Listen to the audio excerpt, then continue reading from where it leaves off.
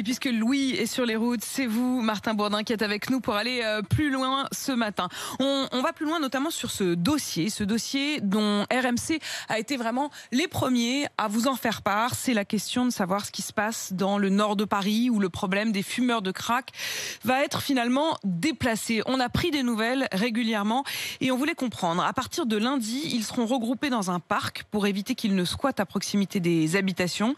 Il y a 2 ans, un plan d'action avait été adopté pour régler ces problèmes. 2 ans plus tard, on en est où, Martin ? Eh bien, s'il y avait un carnet de notes, on pourrait écrire bilan très mitigé dans la case commentaire. Ce plan sur 3 ans avait été doté de 9 millions d'euros, 3 millions d'euros chaque année. 33 actions avaient été décidées pour répondre à 4 objectifs. D'abord, réduire les risques et favoriser le parcours de soins.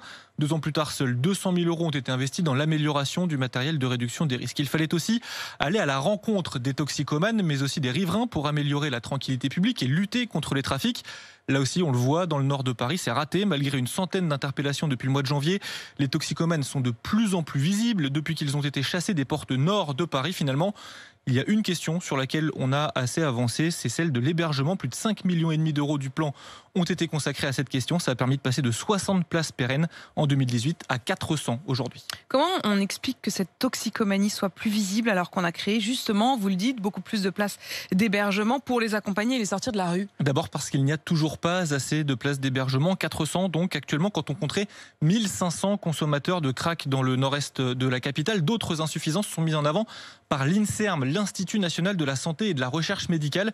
D'abord, le manque d'intimité dans les hébergements vers lesquels ils sont orientés et surtout l'absence dans ces lieux de salles de consommation encadrées, ce qui pousse les consommateurs à retourner dans la rue.